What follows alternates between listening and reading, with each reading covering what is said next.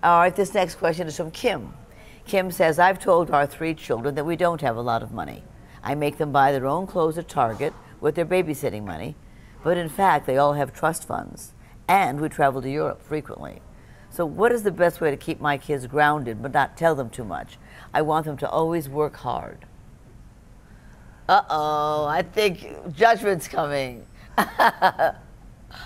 So there's a baseline assumption here that if you tell your kids the truth about how much money you have, then that will somehow corrupt them and cause them not to be hard workers. Not only is this not true, but I think they probably see right through you already, because if you're taking them to Europe a lot, they probably know what the deal is. If they're old enough to work and make money and make their own clothing choices, then they probably know that if you're going to Europe a lot, it means you actually have money, right. And this whole thing is just a ruse. Right. Look, there are plenty of perfectly lovely children who come from families that have a ton of money, and then there are lots of kids who are spoiled rotten who don't have very much at all, but whose family members and extended family kind of pour all of their resources towards the kids because they feel badly about the family's economic situation. The kids don't have any sort of responsibilities, don't have to answer to anyone, no rules, no consequences, right? So I totally understand the reflexive fear that if you happen to be lucky enough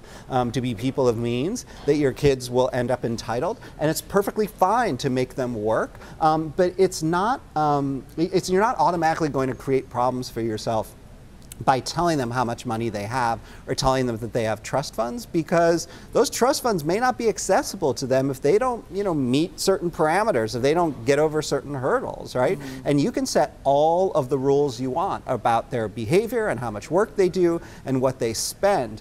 Just because you have it doesn't mean that they are necessarily going to feel entitled to it, not if you're a careful parent. And it sounds like this person is a careful parent. They're just not telling the truth. And I just think lying to our children almost always comes back to haunt us. Right.